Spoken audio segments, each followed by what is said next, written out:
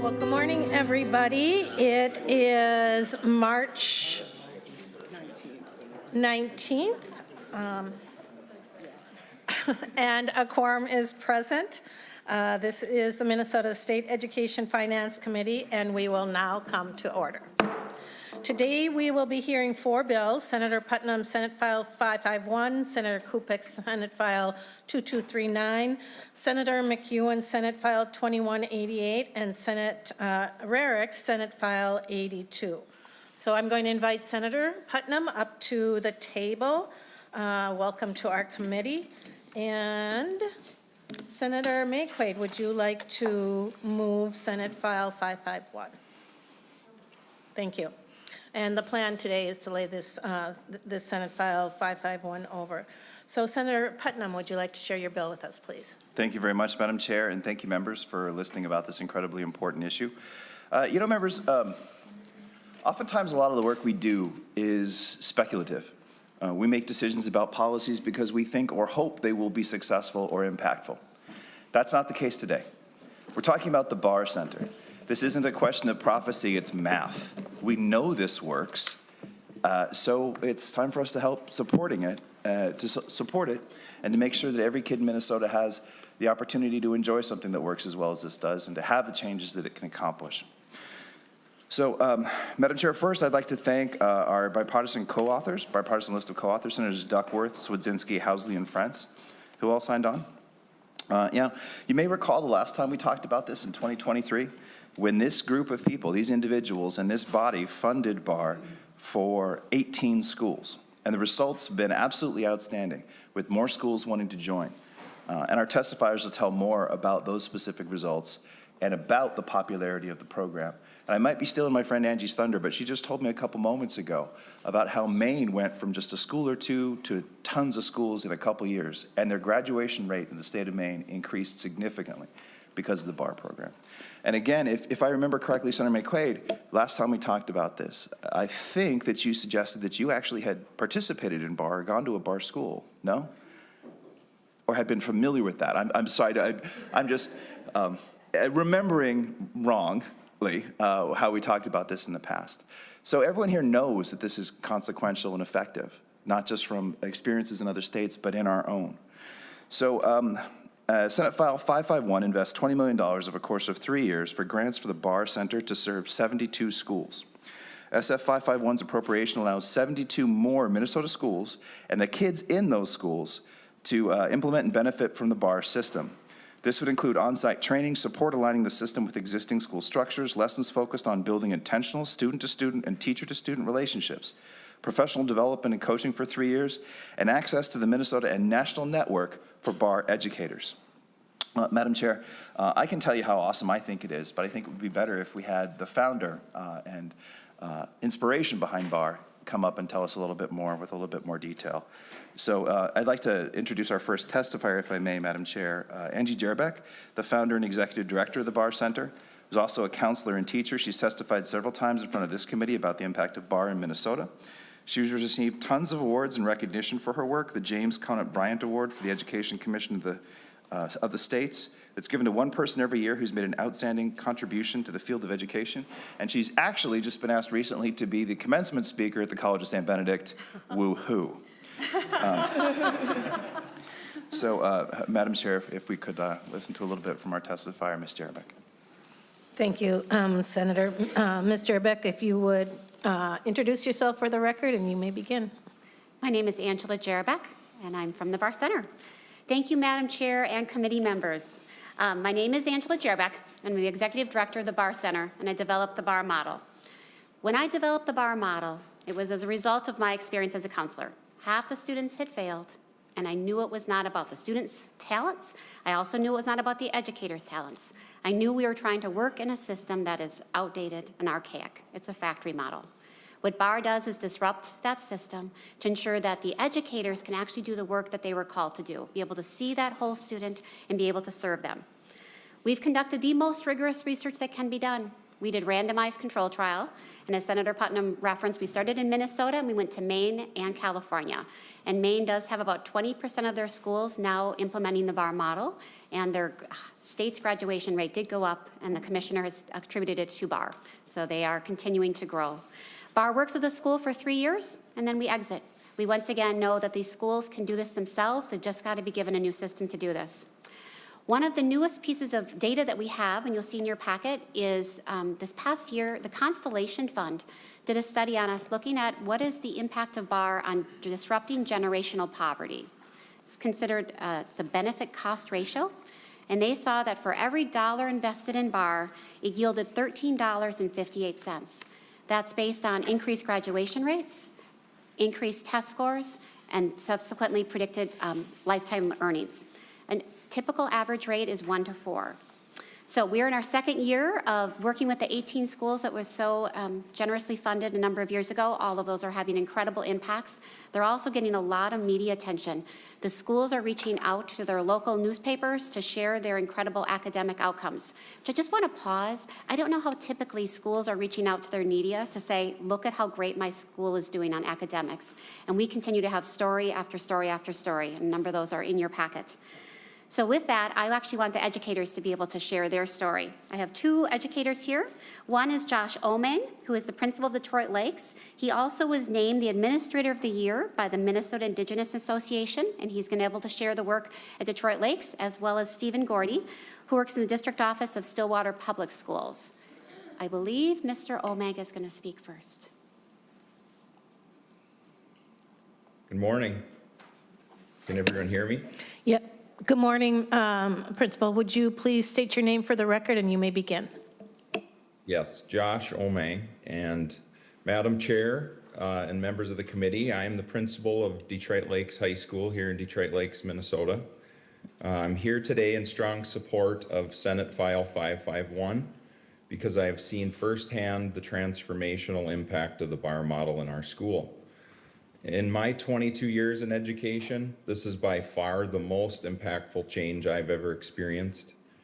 BAR works in every type of school. I know of its success in large suburban districts where I spent 14 years in eastern Carver County before moving here to my hometown. And I now see those results here as well in a small outstate district. Last year, our middle school began implementing BAR as well, and they are already seeing the benefits. But here at my school, the results speak for themselves. We have reduced chronic absenteeism by 15 percentage points. Our 9th grade failure rate has decreased 78% since 2018-19. At the end of first semester this year, we only had 6 freshmen, or 2% of our 9th grade, who had a failing grade. And that's huge. As we know, research shows how critical that 9th grade year is. In our 10 through 12th grade, we are implementing BAR 9 through 12. Our failure rates have also dropped 62%, which makes our overall school failure rate now just 5%. So we've had amazing results academically. As far as office discipline referrals, it's had a huge impact there as well. When we started implementing BAR, we had 1,629 office referrals. So far this entire school year, we've only had 660. So it has a huge impact on that as well, just the climate of your school. What I would say is that it works for every learner, regardless of your background. Here in Detroit Lakes, we have about 20% of our students who are Native American from the White Earth Reservation, which is also where I'm from. So I have a passion for that group, and we've seen huge growth in that group and all demographic groups actually in our school. So this is not just another program. It's a proven framework that ensures every student is seen, supported, set up for success. The relationships, the improvement in school culture is amazing, and it does help educators with real-time data, to intervene early so that kids do not slip through the cracks. So expanding BAR to more schools could transform education across our state for sure. Like I said, I know that it's worked in large schools where I was prior to coming here, and also here in small outstate schools. So I urge you to support Senate File 551. and invest in an approach that helps all students, no matter where they're from or what their circumstance. Thank you for your time and consideration. I appreciate you. Appreciate you zooming in today and sharing that with us. Next, we have Stephen Gordy, Professional Development Lead at the Stillwater Area Public Schools. Please introduce yourself and you may begin. Greetings, Madam Chair and committee members. My name is Stephen Gordy. I currently serve as Professional Development Lead for Stillwater Public Schools. Previously in my role as principal at Lake Elmo, I worked with the leadership team at the school to implement BAR. I'm proud to share that Lake Elmo was the first elementary school in the United States to implement BAR. Lake Elmo is now part of a nationwide network of BAR elementary schools.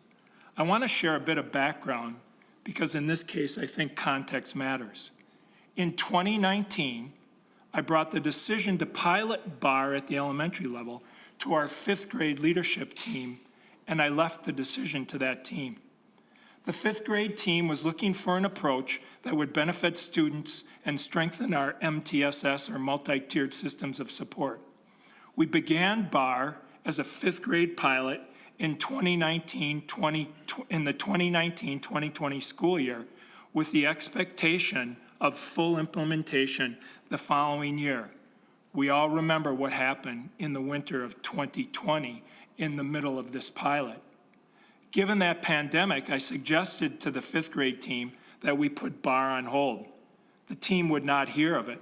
They pushed back hard, stating this is exactly what we need at this time. They believed our students, families, and staff would benefit, and they convinced the entire staff at Lake Elmo to implement, despite the many challenges the pandemic brought on our educators. The reason for this team's passion for BAR rested in the results that were happening at Lake Elmo. All staff started participating in strength-based conversations with a focus on student gifts. The net impact of this approach was profound in how we view students and how we responded to challenges. Improved academic outcomes followed the implementation. In the 3 years coming out of the pandemic, our MCA scores in grades 3 through 5 in math increased by 10.2%. Each grade level exceeded their MCA school improvement plan, and we were only one of 2 schools in our district with better MCA results post-pandemic versus pre-pandemic. As our teams better aligned support, we successfully met student needs, which led to a 30% decrease in office referrals. One outcome that doesn't show up in your traditional measures is the impact BAR made on our systems. Our PLCs, professional learning communities, became more focused. We noticed a stronger commitment to instructional strategies that impacted all students. Instructional teams showed more willingness to innovate. Collaborative opportunities increased, and there were greater efforts to improve homeschool relationships. Very simply, it changed our culture. I like to say BAR is the straw that stirred the drink to get things going. In my new role, I face the challenge of implementing BAR across our district. Currently, 6 of our 11 schools are implementing BAR. Unfortunately, we don't have the funding in our district budget to extend BAR to any additional schools. I hope in one of your next sessions, you can hear from one of the schools who are waiting to implement BAR. The educators are desperate to have access to a proven framework. It's painful to hear them describe the difficulties they're having when I know BAR will make a difference for their students. Please, let's help these schools not miss out on an opportunity to better serve our students. Thank you for your time and attention to this matter.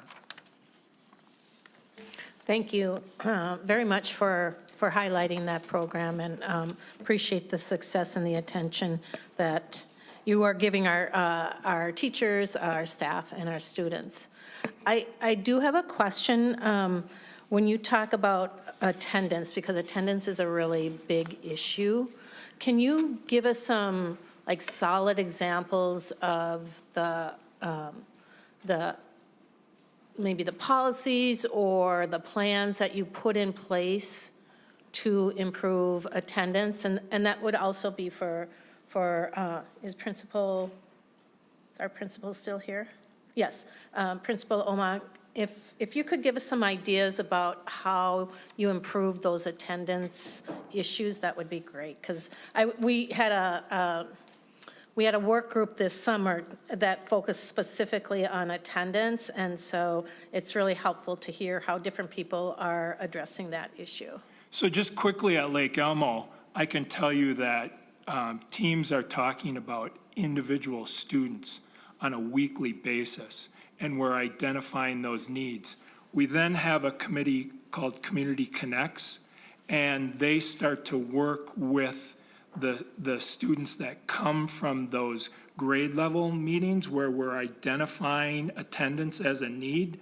The Community Connects group is made up of various social workers, school psychologists, principal. We connect with families to get to the heart of the matter around attendance. And so it's that individual attention that we're able to give, finding out what the need is, and then addressing the need on an individual basis. That made a difference for us at Lake Elmo. Great. And Principal Omang, do you have any thoughts on that? Sure. Madam Chair, what I would say is it's the relationships piece is huge. And just like Mr. Gordy was saying, the Community Connect, it's very similar for us, but I think the improved relationship with families and then also with county leaders, we've spent a lot of time engaging our county, and they actually come and attend our Community Connect meeting here at our school. And those relationships that happen because of the framework of BAR, you know, those didn't happen before. And I think that was part of the frustration of attendance and it not improving, because, you know, we would send our letters and do our stuff on our end, and if you don't have that relationship with the county, you're just expecting that they're going to do something. And so as soon as we implemented BAR and got those folks involved in our school, our results are unbelievable compared to the old way, is what I would say, right? And that is all because of the framework, the relationships, and then using the data quickly and faster and having everybody at the table. Thank you. Senator Housley, you're online. You had a comment or question? I had a comment. Thank you, Madam Chair, and I want to thank Ms. Jarabec and Mr. Omang and Mr. Gordy for testifying today. Our community here in Lake Elmo, Stillwater Area School District is so proud of the BAR program and the results it's gotten.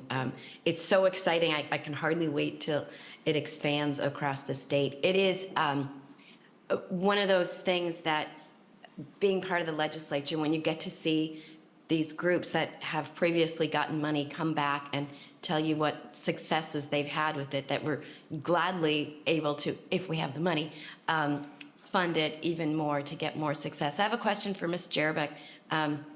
You said you're in 20% of the schools in the state of Maine. I think that's what I heard. What percentage are we in Minnesota? Like, how, I know it's still really small, but do you know what percentage that is? Ms. Jarabec. Madam Chair, I'm going to apologize. We have 70 schools altogether, but I can get the percentage. I will say North Dakota has grown very quickly lately. They wrote and received a federal grant, so they've moved from 1 to 70 schools in the past 3 years. And then once again, Maine liquidated their ESSER funds. So they've moved from like 30 to 120 schools. So each state is taking a bit of a different approach, but once again, we really pride ourselves in not just being a 3-year service model, because we know these educators can do it. We just got to give this another system. But I can get back to you with the actual percentage. Thank you, Madam Chair.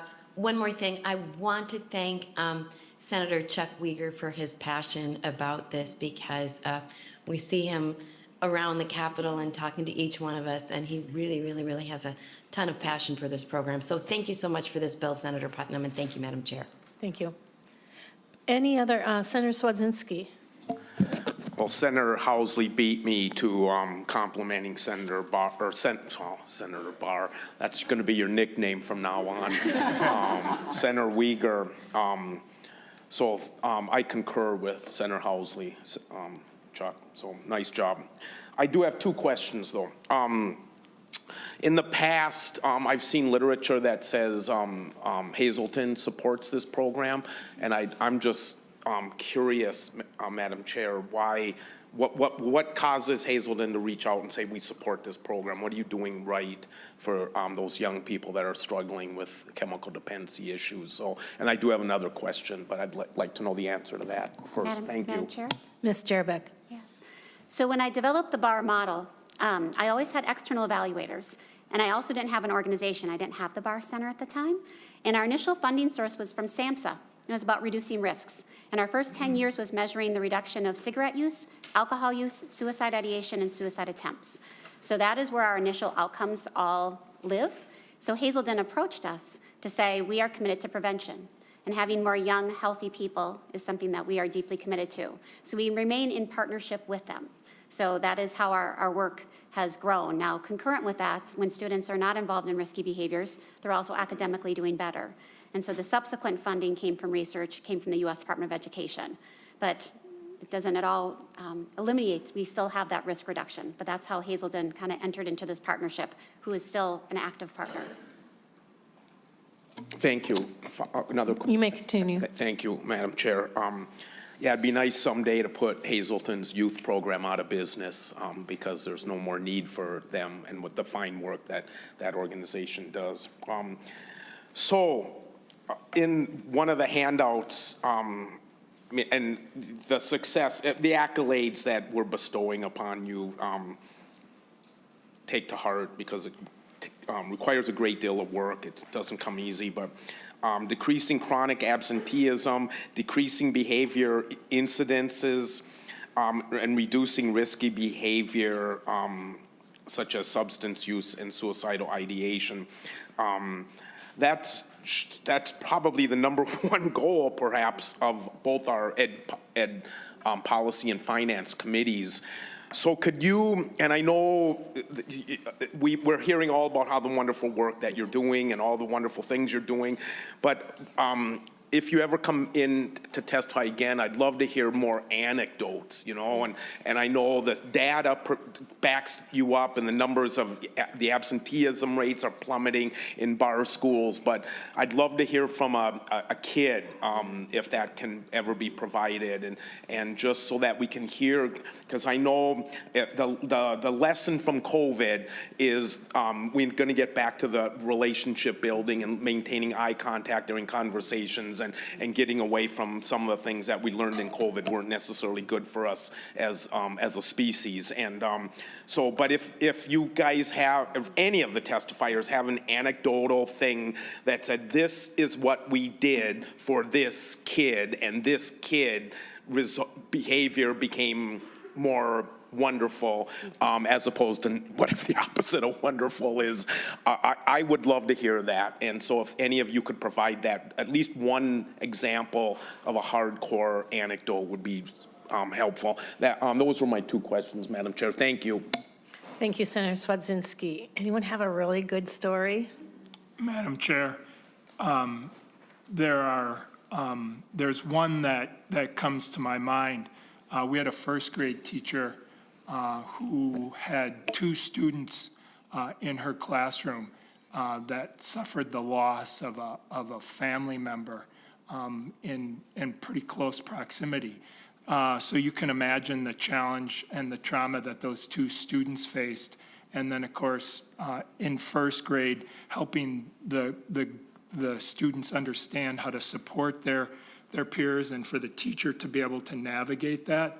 BAR gave us a framework around the relationships that we had with the families to get really involved, not just the school and the family, but to find the outside resources that we could surround the family with.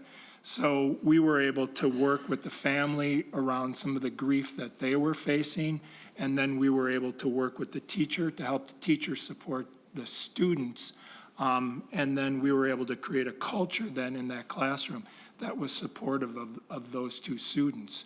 So again, Principal Owen talked, really strongly about those relationships. It's about the connection and the relationships that were created that allowed us to support those students in a real time of need, to create a culture of support. Thank you for sharing that with us. Principal Omang, do you have anything to share with us, or?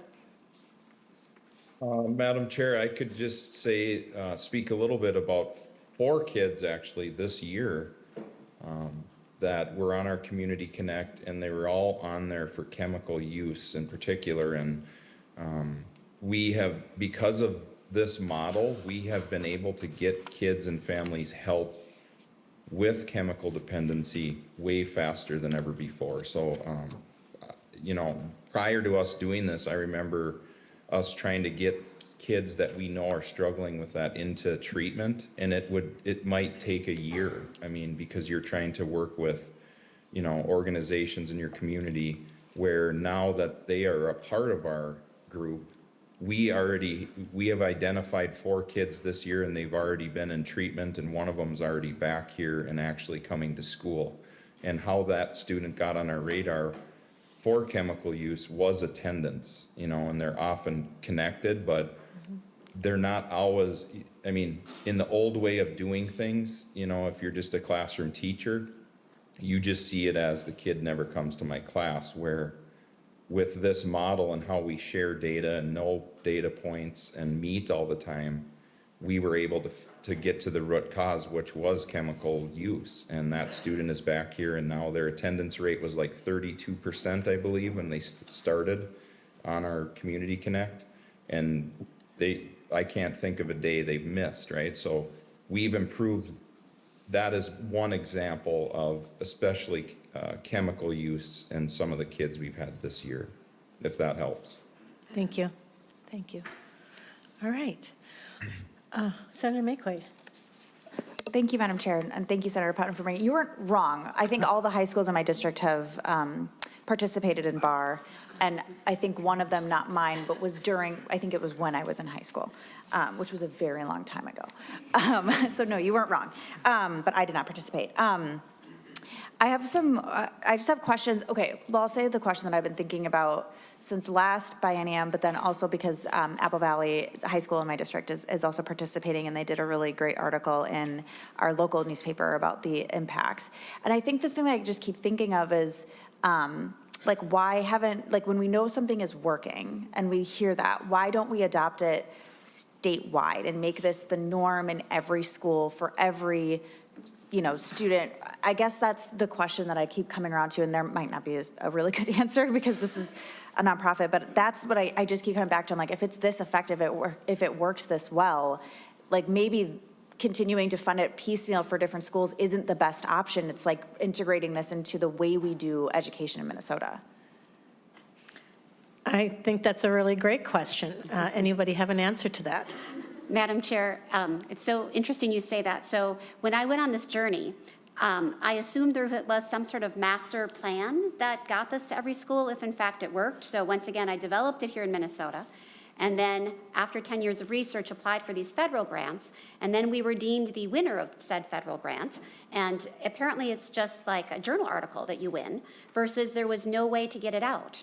And so we really actually had this meeting saying, you are the most researched model, and schools want it, and thank you for your time. And that's when we actually established the nonprofit, because that then became, there isn't a mechanism. So I keep looking, because we were at a meeting, Senator Knish and I was like, I thought there was another system. I thought our plan was to develop it and research it, and then we found out that that isn't the case. So I'm so appreciative, and what I'm really wanting to highlight is all of these successes are our educators' successes. BAR is not bringing any answers in. BAR is not bringing any curriculum in. BAR is simply providing a different way to work. So when we see these successes the schools are having, I really want to make sure the schools are getting recognition for it, because it's the educators that are coming up with these solutions on chronic absenteeism, on failure rates. When they can see data and they can work together, they know how to take care of kids. And we see that kind of over and over again. So to your question, that was a puzzlement a couple years ago. So now that's part of the reason we're coming here. And I'm so pleased that other leaders are aware of it and also able to see the successes of our schools. Thank you, Ms. Jerbeck. Do you have Senator Putnam, you had a response as well? Madam Chair, I just wanted to thank Senator McEwen for that observation and for her enthusiastic support, and also mention that I'm willing to entertain an oral amendment that replaces the $10 million appropriation with, quote, all of the money. Interesting. Senator McEwen. Thank you, Madam Chair. Can we probe on this a little bit? Because if there isn't, can we create this mechanism? I think the thing that feels, and I appreciate you bringing that forward, that, you're like, and then we do it, and no, we don't, and we really should. How would we create that mechanism to do that? And I appreciate lifting up too that it's the educator's success. I think maybe is the money paying for their time to do this work? And I mean, what would a mechanism to bring this into the regular way we do education in Minnesota, what would that look like? Ms. Jerbeck. Yeah, so Madam Chair, we coach and train a school for 3 years. The cost to the school is $80,000. They get a dedicated coach, they get all the materials, they're part of a PLC, and we engage with them for 3 years, and after 3 years, they continue just to operate in the system on their own, and we exit. So we, in particular, do not want them to be dependent on an outside organization. We simply are trying to break this factory model. I have been asked to say, why does it keep working in every place, regardless if it's a public school, a private school, in rural communities? Because every school inherited a factory. So we all have the exact same system, regardless, and so that's what we are doing. And so that's kind of logistics of what we do. Is a school gets a dedicated coach, they get training for everyone, and then we are working with them on local context to say, have this become the natural way that everyone works. Because to your point, everyone's asking, I'm like, this is the way schools clearly should work when you see the success that educators are having. When they can see the data, they can work together, students are doing better. Thank you. Anything follow up? Yes, so many things, but I don't think it's like, it's not fully formed, and it's probably a deeper conversation and meeting that I think is important to have. And I just, we do, does happen a lot where smart people do research and they're like, look, we figured out the thing, and people are like, and then nothing else happens. And I think maybe this is a moment for me to say, like, maybe we shouldn't keep doing that. Thank Maybe you. we should do something different, yeah. Thank you. Senator Farnsworth, you had a comment or question? Yes, thank you, Madam Chair. So a couple of things piqued my interest. So one, I just heard you say, the testifier, that schools pay $80,000 or cost schools $80,000. Is that in addition to the amount that is funded through the grant from the state, or is that divided up? That 10 million divided up between however many schools? Ms. Jerbeck. It is that 80,000. So they don't pay anything additional. It's the state funds. The cost to the school, if the school either wrote out a check or got funds from any sort of funding, it's $80,000. And follow up? Thank you, Madam Chair. So I'm wondering, let's say the $10 million runs out. Can a school call you and say, hey, we think this is a great program, we want to participate in this, we've got an extra 80 grand, which no school has this year, but can they do that? Absolutely. We have more and more schools that are able to self-pay. Yes. So it's $80,000 regardless of where the funds come from, and that is just to provide the services. Okay. Senator Farnsworth. Thank you, Madam Chair. So I think one thing, so you said there's no cost to the school, and I sort of will softly disagree. Now, I think this is a good program, but at the tune of $10 million, there's just under 1 million students in the state of Minnesota. So that's $10 per kid that we could put on the formula. Stillwater was testifying, they have about 8,300 students, so that's $83,000 that could be put on the formula. And if they think that this is a valuable program, then they could decide to do that. I don't necessarily, and this isn't to the testifiers because I know you're here to talk about the quality of the program, and I agree it's a quality program. But I don't know that we have the luxury of saying we're going to spend tens of millions of dollars to nonprofits when our schools are just begging for money on the formula. And if it is this valuable of a program, I think schools will call and say, hey, we want to continue to do this. But I would say that I'm hesitant to continue to fund nonprofits when our schools, I mean, we heard for days, you know, they're just begging for help on the formula. So I'm very cautious to continue to fund nonprofits when my school, I mean, I went into work 2 weeks ago on a Friday, and it was like a funeral because they found out that 20 people are getting cut. And I mean, they need help, and it's not even fun for me to stop in and work for a couple hours when I'm home on the weekend because it's rough, and I think it's rough in every single school. So, but I do appreciate the work that you've done. I think that there's value. I just think that maybe this isn't the year to spend $10 million. Thank you, Madam Chair. Thank you. And final comments, please, Senator Putnam. Thank you, Madam Chair. I think it's a fairly well-established fact that Minnesota has the best teachers, students, administrators, and staff in the entire universe. I think that's a well-known fact. And what BAR allows those folks to do is to maximize their greatness and to make sure that there are consequences. In short, partially to Senator Farnsworth's excellent point, we could put $10 more in a school, and that would be great. But one of the great things about BAR is that it's strategic, it's targeted, it's innovative, and the consequences are clear and demonstrable. So I think that it's an opportunity for us to be not quite visionary, because we know it works, but to be ambitious, kind of along the lines of what Senator McEwen was suggesting, and to actually do a deep structural intervention in how our kids learn and the relationships that they can build with the wonderful educators who are in their schools. So thank you very much, Madam Chair, for your time, and members for the discussion. All right. Well, thank you very much for your testimony and sharing all of this. And for this bill, Senate File 551 is laid over for possible inclusion in a future omnibus bill. As Senator Kupec gets himself settled for Senate File 2239, I understand that Senator Clark would like to do a little shout out into the audience. We've got some special guests here today. Thank you, Chair Kunish. As Senator Putnam noted, we do have the best students in the universe here in Minnesota. What he may not have recognized, that at the core of that best is the best of the best of the best, which is in the back row. If these folks could stand, this is your Minneapolis Schools citywide student leadership. And so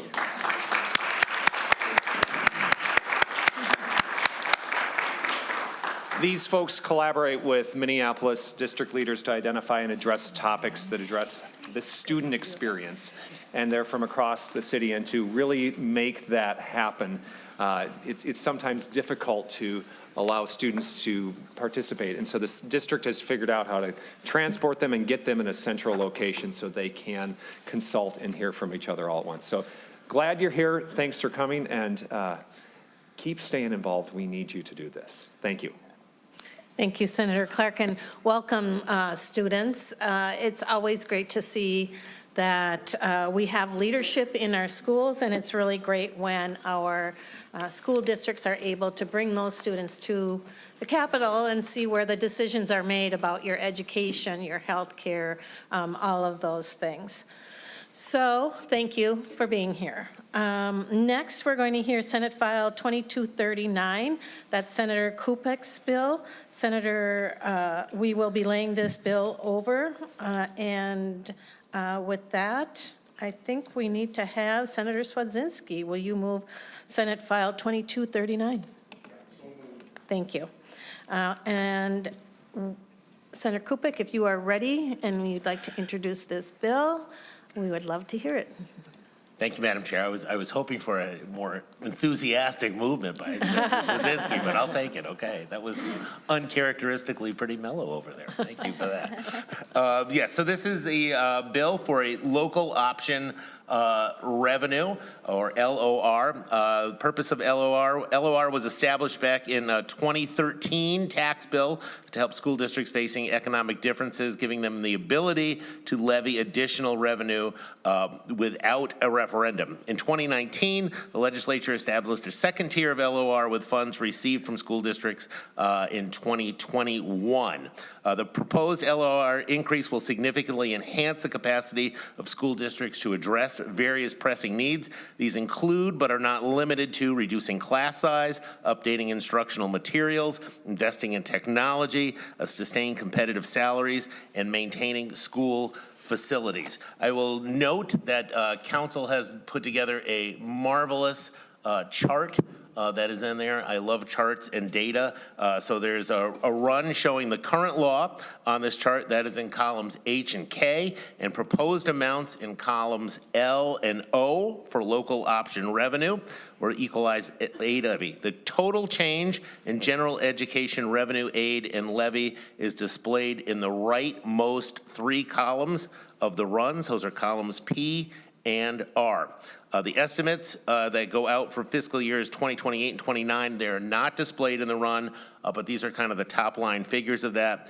In 2028, the bill would increase general education revenue by approximately $244 million, increase state aid entitlements by approximately $268 million. On net, the bill would reduce property tax levies by approximately $24 million in fiscal year 2028. In 2029, the bill would increase the general education revenue by approximately $259 million, increase state aid entitlements by $284 million, and then on net also reduce property taxes by about $24 million in that. And with that, I have several testifiers. Thank you so much, and we always love it when people explain these spreadsheets that are very complicated looking, but once we get it done, thank you to our council for doing that. And I hope if I made any mistakes, council will say no, but great job on that. So I appreciate their work. Yes. And so we'll start with Paul Bourgeois. He is the Executive Director of Finance and Operations for Minnetonka Public School. Then we will hear from Brenda Lewis, the Superintendent of Fridley Schools, and Jake Carnop, the Board Chair from Fridley Public Schools, and then we have three after that. So Mr. Bourgeois, if you want to introduce yourself, and you may begin. Thank you, Chair Kunish and members. Paul Bourgeois, Minnetonka Public Schools, but I'm not here for Minnetonka Public Schools. I'm here for the Association of Metropolitan School Districts, Minnesota Association of School Business Officials, Minnesota Rural Education Association, and the schools advocating for fair funding, which is with a nod to Rock and Roll Hall of Famer Prince, formerly the group known as C. So in fall of 2013, after this initial adoption of this funding source, actually our school district for the 2014 legislature adopted a plan to add inflation adjustments to it because at that time we were concerned about the impact of inflation over the long term. And so this is my 12th legislative session advocating for that. So it may sound like, to borrow a line from the Rock and Roll Hall of Famer Motown group Four Tops, it might sound like it's the same old song, but it's not. And because now cumulative inflation has stripped $250 per student equivalent of purchasing power out of this funding source. It's about 35% loss in purchasing power. That's why it's so important. This revenue, really after the basic formula and or operating referendum revenue, if people have it, is one pot that schools have to spend on general operating expenditures for, basically instruction. So, and the thing about that is we got to look at making the main thing. Every morning, many of us, maybe all of us have been parents and guardians, but every morning across the state of Minnesota, parents and guardians trust us with the most precious thing to them, their students. And when they're dropping them off at school or at the bus stop, or they're looking at going to school, they see all their hopes and dreams going into that building. And the unspoken plea to all of us is to please, please do the best you can to help my child rise to the best of their abilities. That's just becoming more and more difficult because particularly because of inflation, it's been exacerbated. But a year ago, I was here testifying, and the cumulative projected budget shortfalls a year ago was over $300 million with all of the groups I mentioned. This year, again, it's another $300 million in budget deficits that the collective groups are looking at.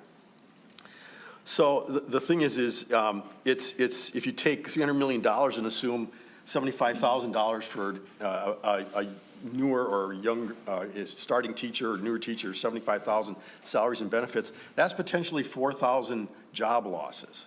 And we are primarily teaching personnel and paraprofessional personnel, many of whom are in the classroom assisting our teaching staff. So the bulk of these cuts just naturally fall on those areas.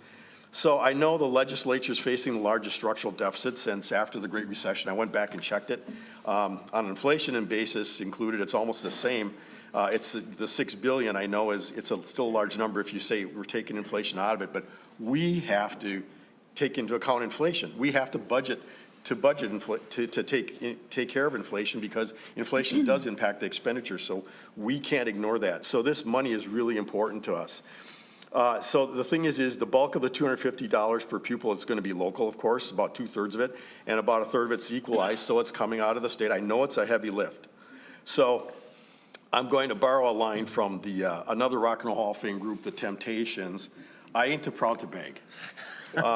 I just want to look at you and go, please, please, please, out of this budget of $60-some billion over the biennium, please try to find a way to make this happen, because it will help us keep teachers in front of students.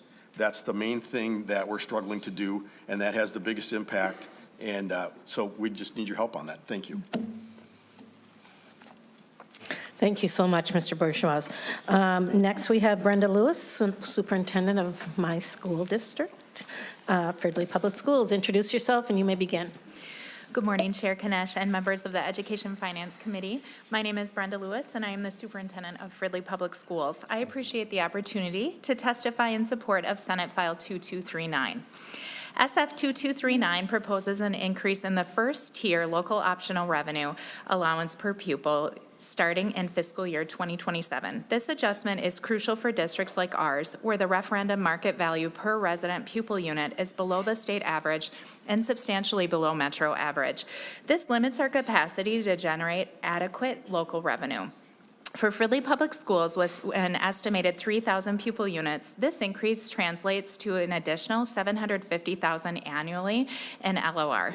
Given our current general fund budget of approximately $40 million, this represents a 1.875% boost in revenue, a necessary investment as we work to support our students in an increasingly challenging financial landscape. These figures represent a $250 increase per pupil, which is simply keeping up with inflation. At this time, Fridley Public Schools is making $3.6 million in budget reductions for the 25-26 school year to stabilize our finances while maintaining core educational services. This figure, however, does not include a potential reduction in compensatory revenue. If that reduction were to occur, we would face a total shortfall of $4.8 million. These cuts impact staffing, academic programming, and student support services, making additional revenue from SF 2239 critical to our district's ability to serve students effectively.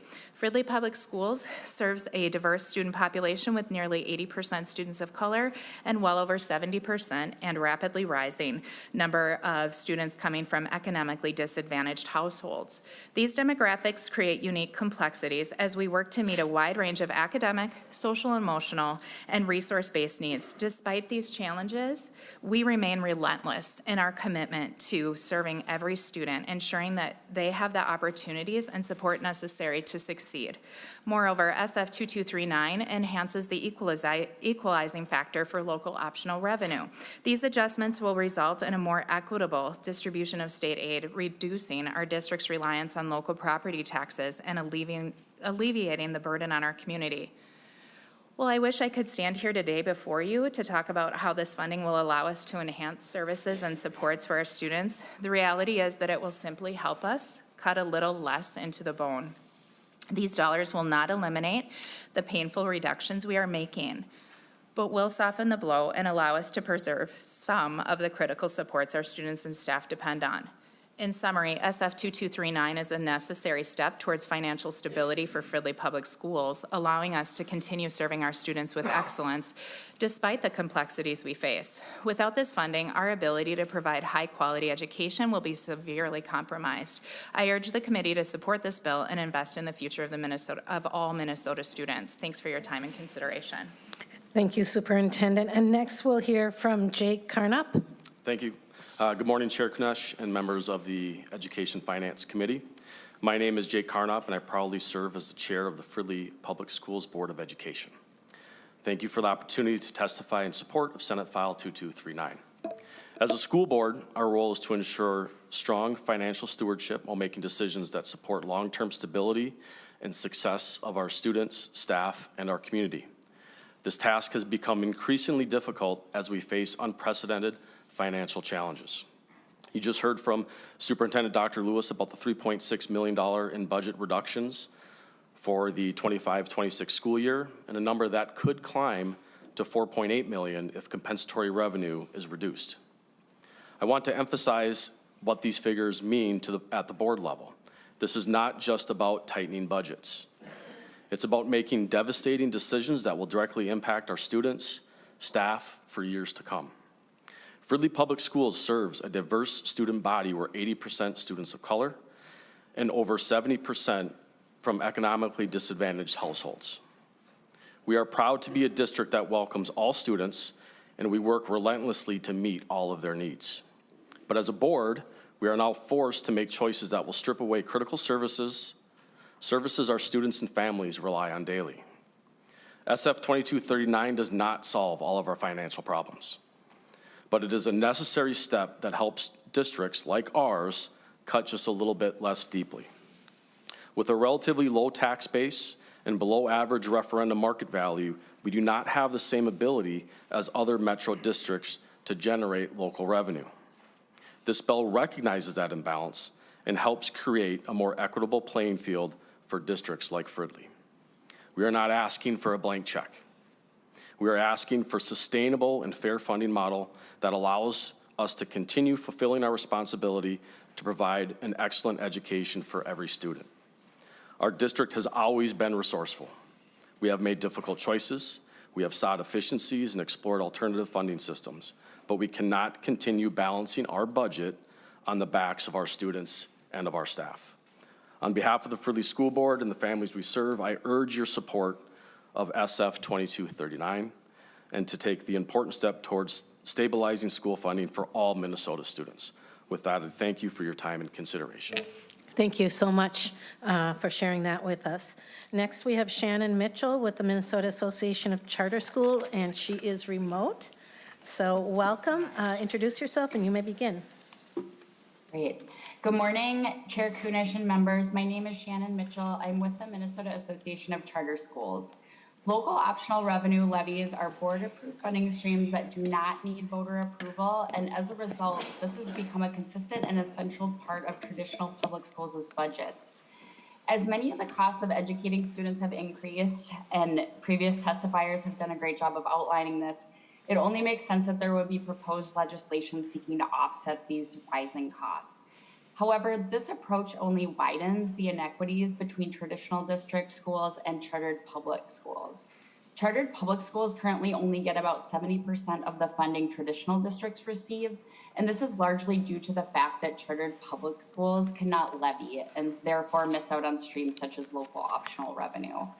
Chartered public schools, like traditional district schools, are seeing these immensely rising costs, but are unable to access many of the funding streams available to traditional districts. And so this forces chartered public schools to make difficult decisions and ultimately take funding out of the classroom and away from students. Any discussions about increasing local optional revenue should include solutions that address charter funding inequities that stem from being excluded from local optional revenue.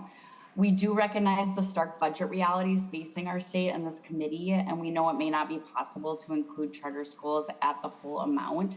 However, we would respectfully request you explore phasing charters in potentially at the amount of the local optional increase in this bill, Senate File 2239, so about $250 per pupil in the form of an equivalent state aid. And again, we just sincerely appreciate this committee's work. Thank you, members and Madam Chair. Thank you, Ms. Mitchell. Next, we have Superintendent Anne Marie Foucault from the St. Michael Albertville Schools. If you would introduce yourself and you may begin. Good morning, Madam Chair and members of the committee. My name is Anne Marie Foucault, and I'm Superintendent of St. Michael Albertville Public Schools. I want to begin by thanking you for your support of students and public education.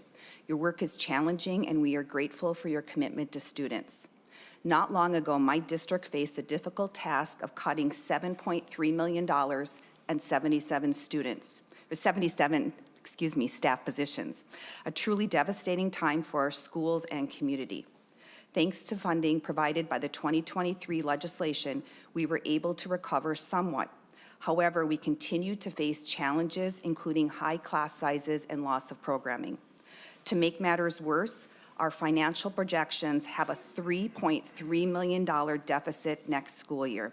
This is inclusive of the 2.7% increase on the basic formula. Without additional support, we anticipate cutting an additional 20 to 25 positions in fiscal 27. Our district is also among the approximate 30% of districts in the state unable to pass an operating levy. This challenge is largely due to STMA being a property-poor community with limited commercial and industrial development to broaden the tax base. As a result, the tax burden disproportionately falls on residential homeowners. Following two recent failed operating levies, many taxpayers express their strong support of our schools, but emphasize they simply cannot shoulder the tax burden. Needless to say, SF 2239 would provide financial relief for taxpayers and stabilize funding for my district and most Minnesota districts. It would increase funding by $250 per adjusted pupil unit, which is the amount it would be in 2027 had it been adjusted for inflation. For my district, it would mean an additional $1.8 million in revenue, which is the equivalent of 22.5 staff members. In addition, the increase in equalization aid in the bill would be tax neutral for many districts, and it would actually lower taxes in my district. It would help alleviate the tax burden on our community, placing us in a stronger position to build a pathway toward long-term financial stability. In closing, the increase in revenue and equalization aid in SF 2239 is desperately needed for students and staff in my district. I respectfully ask for your careful consideration and support of this important bill. Thank you for listening and for supporting students across our great state. Thank you so much, Superintendent. And lastly, we have Matt Vallon, School Board Member from the Moorhead Public Schools. Madam Chair, Matthew Vallon. Oh, Vallon, thank you. It's an honor to be here today with our Senator Kupec, and an honor to be in your presence. This is hallowed ground for me. My father, Merlin Vallon, served as Chief Clerk of the Senate in the early 60s and was a representative throughout the 70s and 80s. I know the challenge. I know the sacrifice you, as senators, make for the state of Minnesota. I know because I was a family member. I know what it's like to have parents so committed to serve the people of Minnesota, particularly the children of Minnesota, to give up your time. I understand. This bill has an opportunity.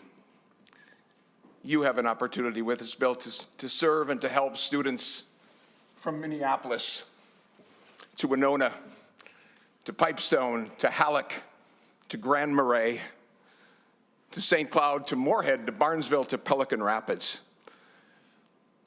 You can do this. I know you have all kinds of choices, but in this bill, you can give your school districts, our school districts, a local option, which would be critical for all of us. My school district and school districts across the state cope with these inflated costs, and our local operational authority has not kept up. So Senate File 2239, if passed, believe me, would serve as a lifeline for the many districts, including mine, which have seen operating levies voted down and capital projects defeated across our great state, a state, as you know, renowned for its fine educational system, has school districts that are struggling with a 30% success rate in seeking operational levies or capital levies. This means that without an increase, we just can't keep up.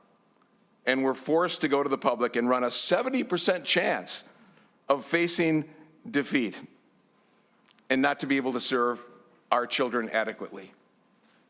This would be a lifeline. Please, we can't gamble with our children's education.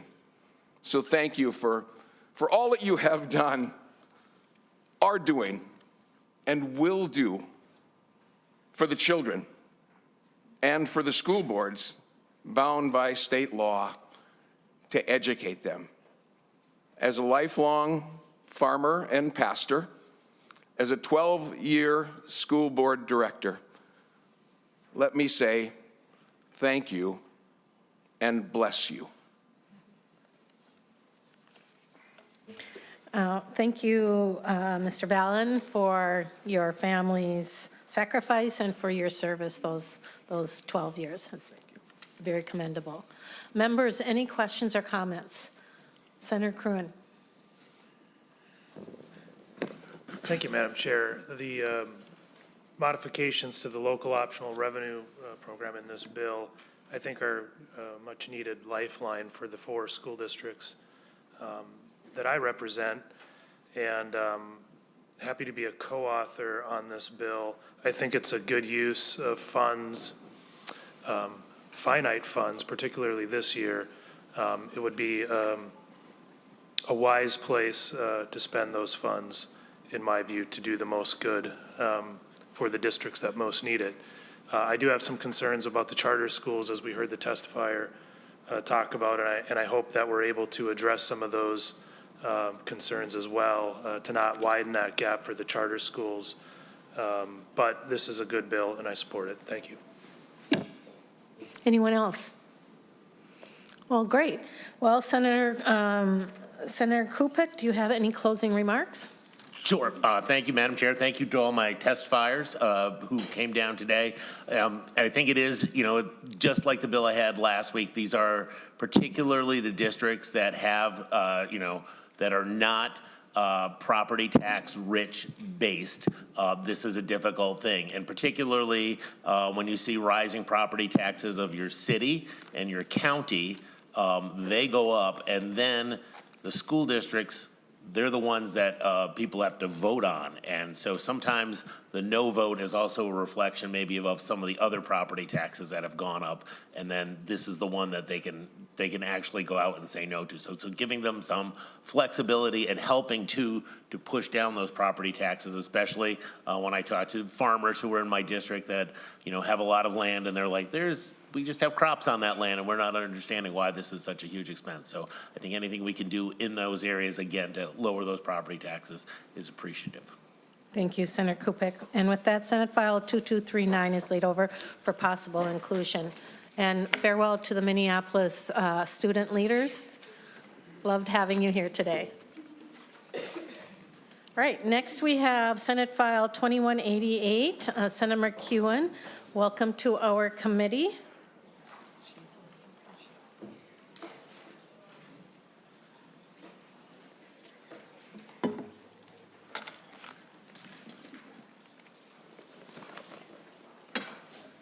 Good morning. Good morning. Senator Westland, would you please move Senate File 2188 before the committee? So moved, Madam Chair. Thank you so much. And members, today we're going to be laying over Senate File, this Senate File. Senator McEwen, I understand you have an A1 amendment, is that correct? That's correct, Madam Chair. I do have an A1 amendment, and I'm happy to go through that if you'd like me to, either before or after adoption. Senator Swedzinski, would you move the A1 amendment, please? Thank you. Yes, if you would explain the amendment, that would be lovely. very good. And if I may, Madam Chair, I'll just introduce the bill because the A1 author's amendment, and then I'll talk about the bill as including the A1. Perfect. Members, as you know, in 2023, the legislature put $135 million into a special revenue account to cover the employer portion of providing unemployment insurance to hourly school workers. This fund was created to really right a historical wrong where we had been treating hourly paid school workers who are often laid off seasonally in the summertime, who were unable to apply for and receive unemployment insurance during that time, differently than we treated other workers in our economy who did qualify for unemployment insurance. So I'm very proud that we did that we took that step to correct that historical wrong and to treat those workers with the same dignity and respect that any other Minnesotan worker is treated and should be treated. So we created that fund. We put $135 million into that fund to sort of buffer and create a direct place where we could actually see also the costs. And part of the reason we needed to see what the cost would be because we received initial estimates from DEED that the cost of providing this unemployment insurance could be upwards of $340 million a year. Then they brought it down to $135 million a year for the benefit. So we knew that we needed to have that account just in case to make sure that our districts were covered. And then also it would allow us a little bit of time to see how much this benefit is actually costing. Over that time, we have been able to see the first year the benefit was offered, the cost statewide was roughly $36 million. So that was $36 million the first year. The estimate had been that it would be $135 million. The benefit has since the first year after the word has gotten out and more people have been able to actually take advantage of that and apply for it when they need it. It's about $58 million a year is the cost now that is averaged out. The workers that are covered under this are paraprofessionals, bus drivers, custodians, food service workers, clerical staff, and more. The author's amendment that was just adopted onto the bill changes some of the, adds more specifics to the bill and takes into account some of the things that we wanted to make sure, or checks off some boxes that we wanted to make sure were checked. So the account currently has $30 million left in it. For costs associated with this year, the legislature is proposing to add $30 million for fiscal year 2026 and $70 million for fiscal year 2027. So this extra amount in 2027 provides some cushioning. If the money is not used by 2028, the bill would provide that it will cancel to the general fund.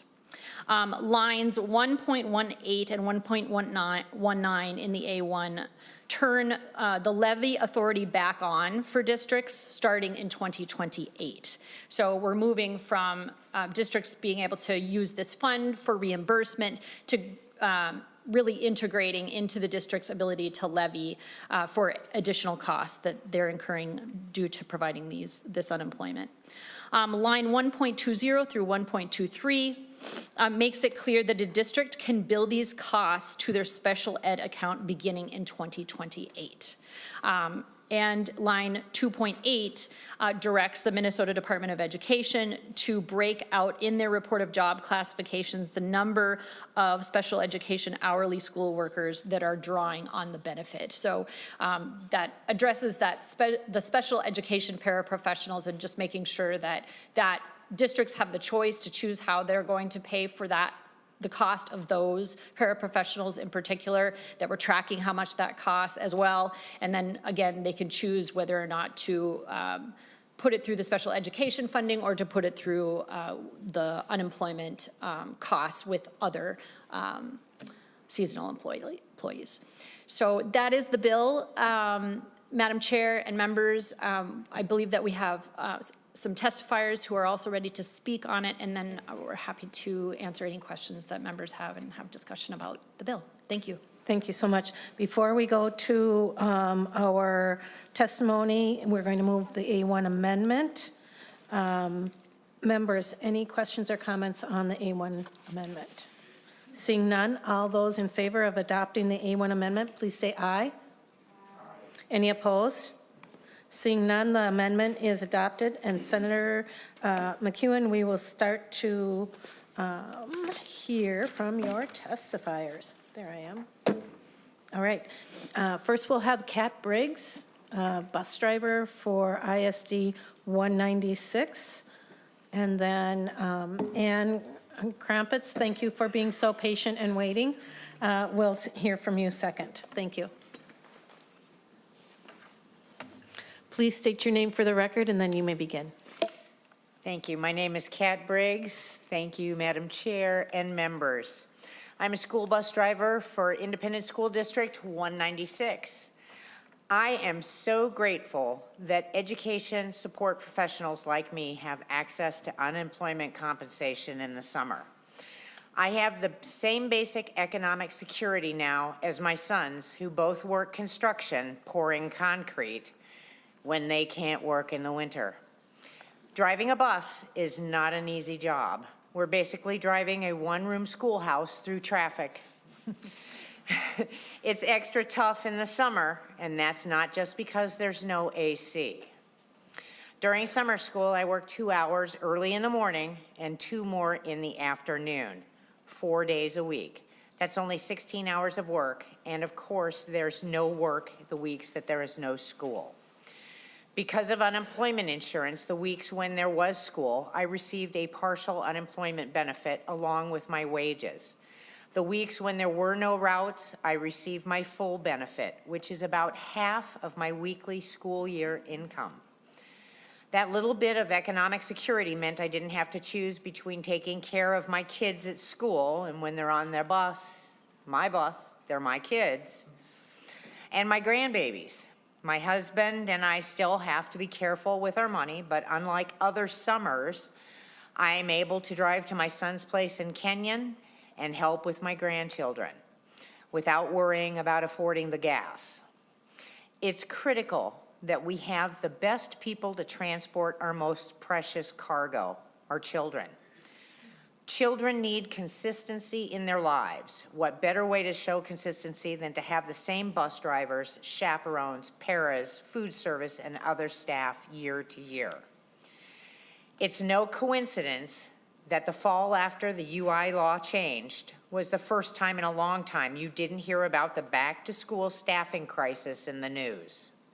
It's easier to retain staff, especially new drivers, and fill hard-to-fill jobs like summer school. Now that school workers won't be asked to go from financial crisis to financial crisis with no safety net. As a conservative and farmer, I'm skeptical of property taxes, but I support this bill. Giving districts the authority to use their UI levy doesn't mean that they will have to use it. School District 196, where I live and work, is the 3rd largest district in the state. Our UI costs last year were a little less than $1.5 million. Even if the school board decides to put all of that on the levy, I'm not concerned about the impact of that spread across the entire district. During COVID lockdown, people told us how much they appreciated our work, but for most, it was just lip service. Laws like unemployment, earned sick and safe time, and paid family and medical leave were more than lip service. Minnesota showed us that you value us and the work we do. Thank you. Thank you so much, Ms. Briggs, and thank you for driving our students to and fro from school. Anna Kremps, and then Scott Kroonquist and Denise Dietrich. If you would like to join us online, please state your name for the record and you may begin.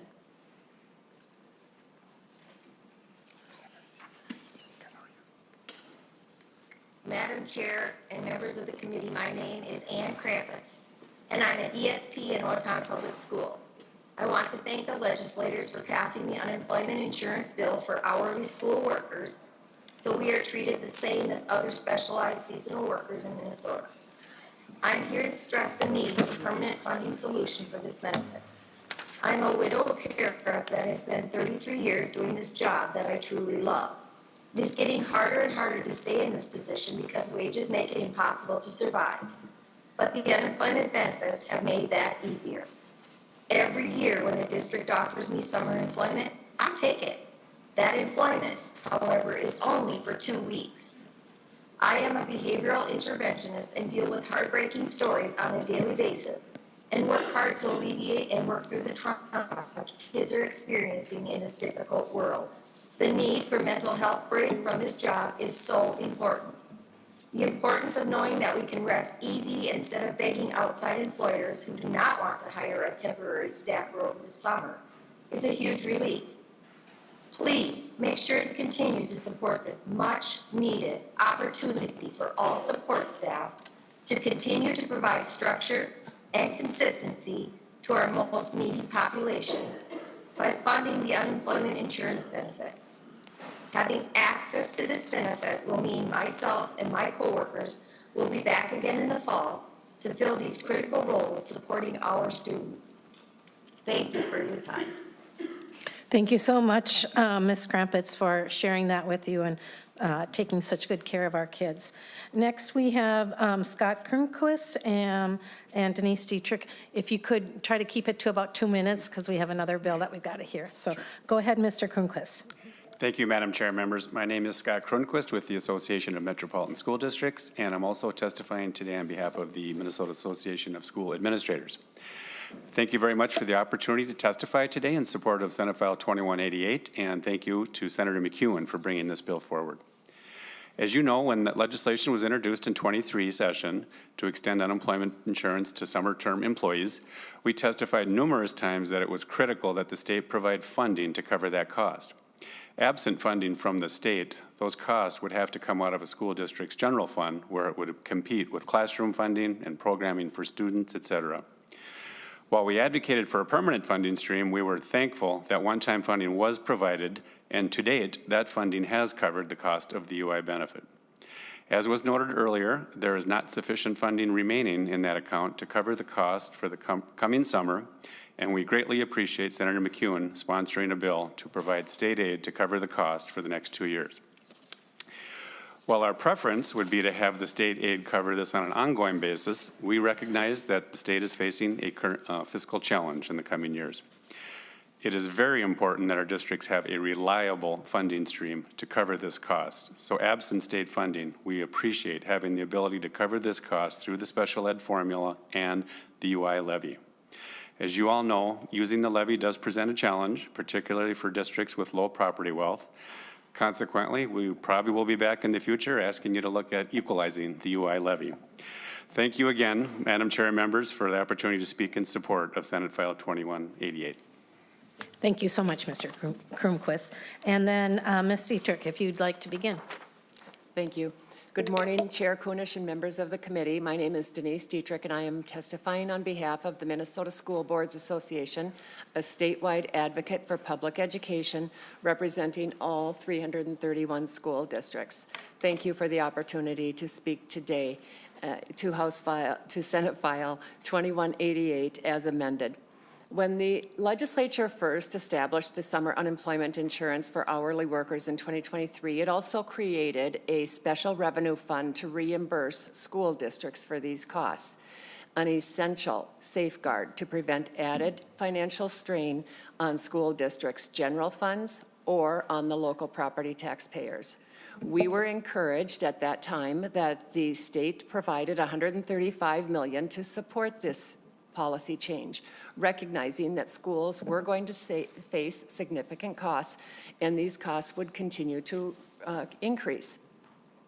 Now, with the state appropriations running out this summer and the levy authority is now being proposed under this bill, local school boards will be asked to vote and to shift these rising costs onto local property taxpayers. The impact of this shift will not be felt equally.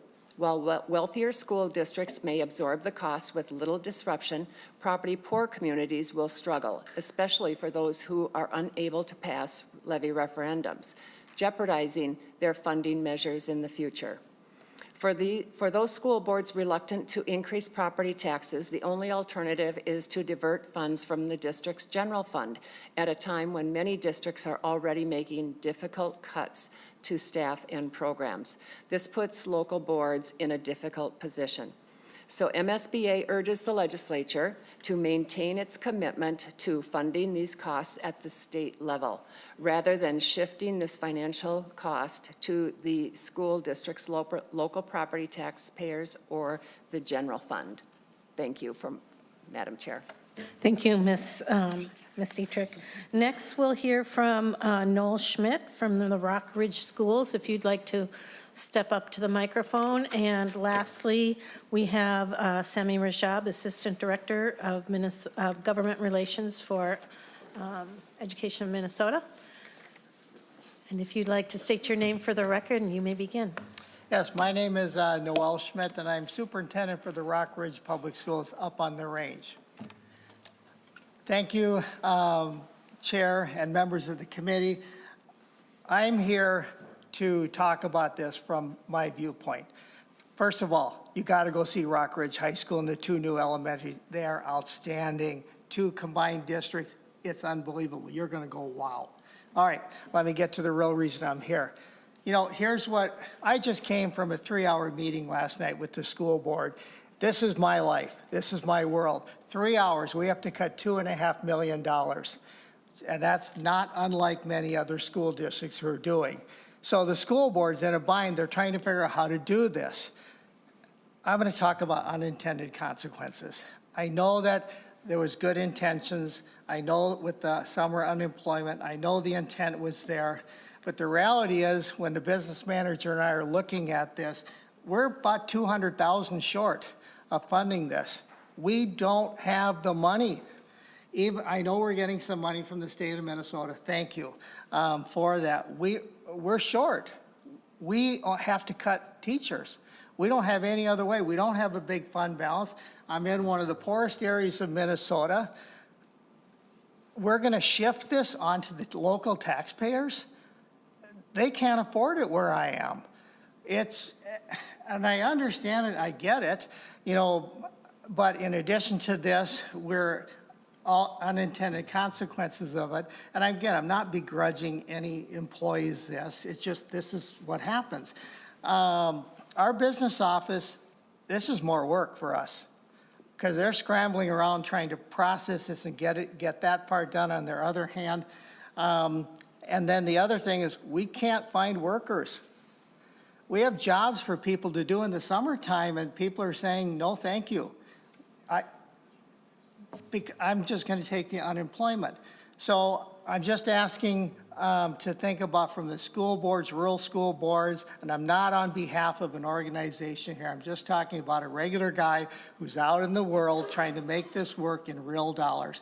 To just think about if you're going to do something like this, fund it, but also think about some of the unintended consequences that are happening. It is more work for our staff.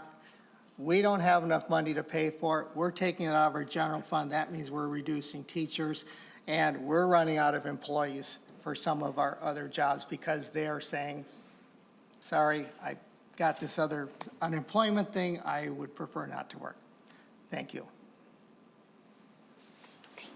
Thank you, Mr. Schmidt. I'm really curious about the the situation about when your employees say no and how that affects you. And I'm wondering if Evan Rowe from DEED, I believe, might step up and sort of explain. I think there is a lot of misinformation or misunderstanding around that situation when employees decline or are not accepting those positions. So,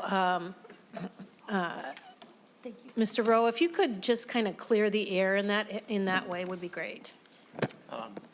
Thank you, Madam Chair, Senators. Yeah, my name is Evan Rowe. I'm Deputy Commissioner at Department of Employment and Economic Development, which oversees the unemployment insurance program for the state. You know, there are several requirements for an individual to be eligible for benefits in any week under Minnesota's UI law. You do have to have sufficient earnings in your base period of that. You need to be legally authorized to work in the U.S. You need to be unemployed for no fault of your own.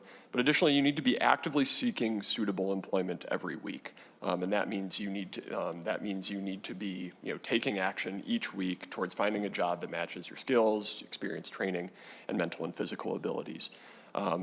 As part of the administration of the program, we ask applicants whether they are doing so, and we do conduct follow-ups. We also provide a variety of reemployment assistance programs. Now, in the case of temporary layoffs, those might not be as applicable, but I would just, and I guess the last point that I would say is relevant here is you have to be able and willing to begin suitable work without delay when offered. So if you have a job offer,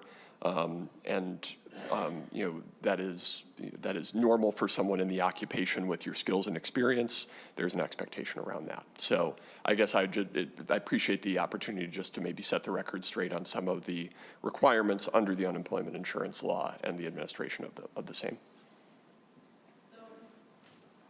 So if I have this right, if there's an employee and they are offered that position, they would be obliged to take it. If they don't, well, maybe not obliged, but they can accept that position. If they accept that position, what are the financial, payouts, or what would they earn? Is it like that unemployment amount on top of their, okay, go ahead. Madam Chair, naturally it'll kind of depend on the nature of the offer. Unemployment insurance compensation is a partial wage replacement. It is not full wage replacement. Generally speaking, it's about 50% of what you would of your previous earnings. Depends, of course, a little bit on some of the specifics. But in general, if somebody was offered comparable employment, at a comparable rate, they would be better off.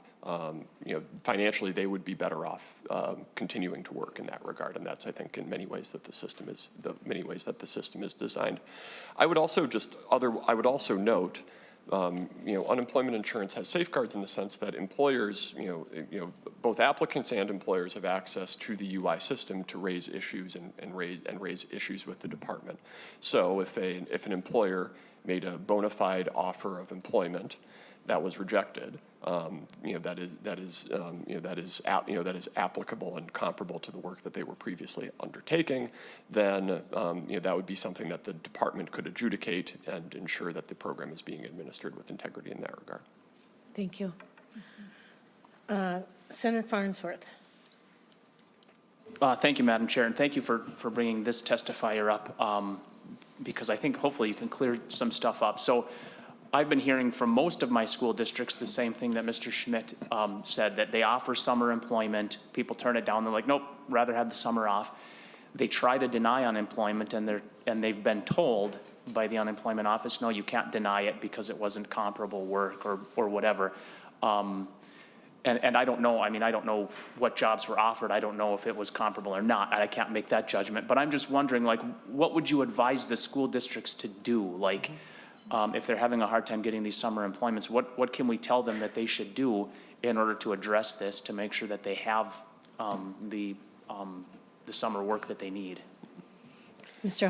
Holm. Madam Chair, Senator, I guess I could offer a couple thoughts, in general, and then obviously I think, as you know, the specifics do matter.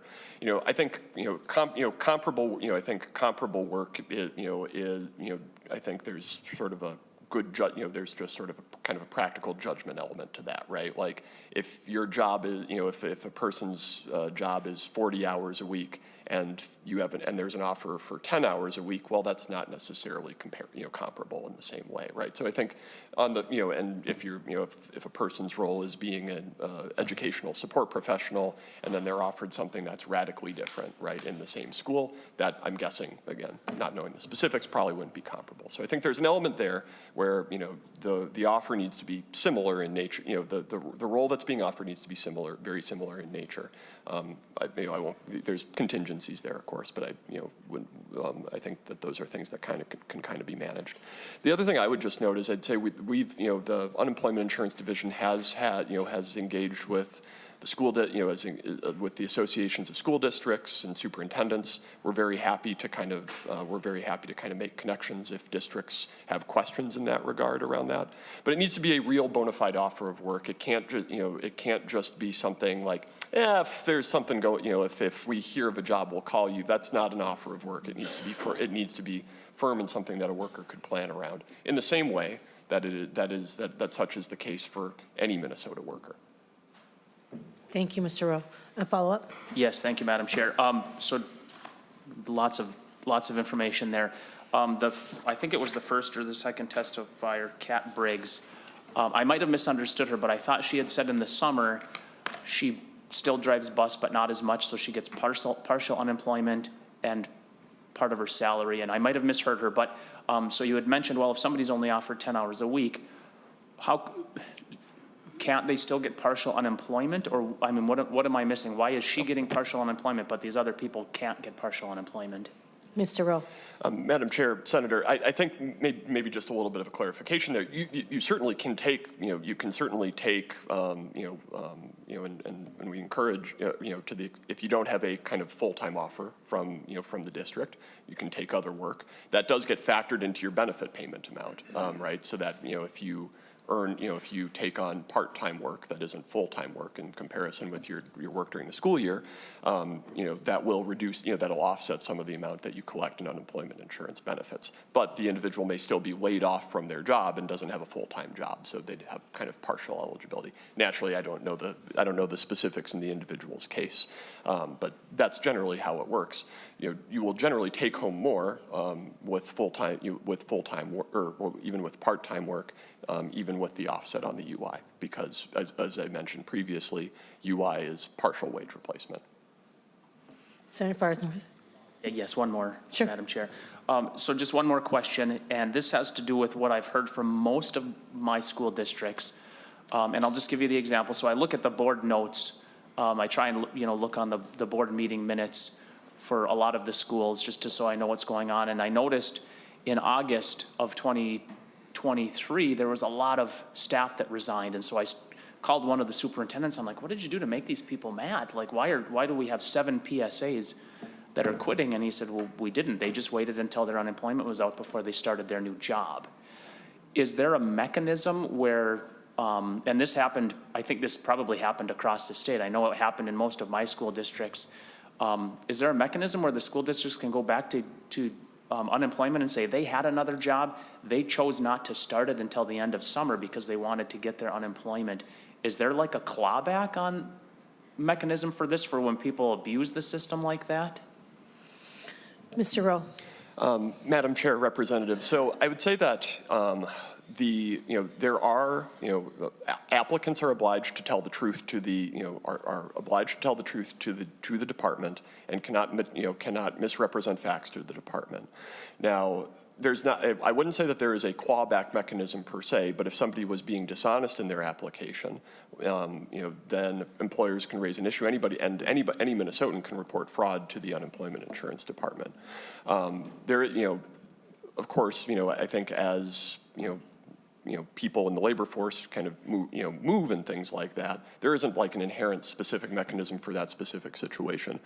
But if employers are aware of, again, misrepresentation or fraud, we certainly, as a department want to know about that and would investigate it appropriately and take appropriate action based on that. Thank you. Senator McEwen. Thank you, Madam Chair, and I appreciate this conversation. I think this bill is so important for us to do and to provide this, any measure of stability for our employees at districts. I do want to note too that, I had talked to my district and they said something similar about not being able to find summer employees and people were rejecting offers. And I was like, that's not what the law says. And I think there were some discrepancies on what offering a job is versus what it actually needs to be. And so I think it's important to just say for the record that, putting up a poster in a break room and saying, sign up for summer employment, that's not a job offer. And so it like any other job, it has to be, this would be your job, this would be the salary, this is what you would be doing. And so I think making sure we're being really clear about what a job offer is and what it is not might help us clear up some of that as well. And so we're going to find our footing here, but I think the fact that we were able to do this, obviously for so much less than was estimated, but so meaningful to these employees, I'm just really grateful we're moving forward with this. Thank you, Senator McEwen, for bringing it forward. Senator McEwen. Thank you very much, Madam Chair, and I'll be just very brief. I just have a quick comment on this topic before we move off. I know we have another testifier as well. I just wanted to make sure that we have a baseline of understanding that we, the state of Minnesota, are paying for, have paid for the cost to the districts through this fund. Yes. Okay, so I know that there's a lot of struggle happening within our districts throughout the state right now for a host of reasons. This isn't one of them. We paid for this. We are paying for it. This bill would pay for it for the next 2 years, and then going forward, allow schools to levy going forward. So that's really what the bill is. And I also just wanted to say that I think a little bit of what we're not acknowledging is that our districts have become accustomed to having a workforce doing these types of jobs that was literally hanging on the edge of poverty all the time, desperate for any work they could get, not able to apply for unemployment when they were out of work in the summertime. So they had a workforce that was just desperate for any hours, anything. So there is going to be an adjustment as people are treated well. Mm-hmm. The districts can decide how is the timing happening of the offers? Are they going to actually employ some of these people on a yearly basis throughout the year? Is that going to help them financially so that they are not having to pay unemployment some of the time? And and that whole timing piece and the way that is going to work, that's natural that there's going to be an adjustment when all of a sudden people are actually being treated better than they were treated before. And the other large piece that I just wanted to name really quick, I want to name this because I think it's really, really important. I agree wholeheartedly with some of the concerns that have been expressed in the testimony around property taxes. It is not fair and it is not sustainable that we, in the long term, are going to say, you know what, we're too scared at the state level to tax the wealthy at the level they should be taxed so that we could increase this general formula and pay for this the way that it should be paid for.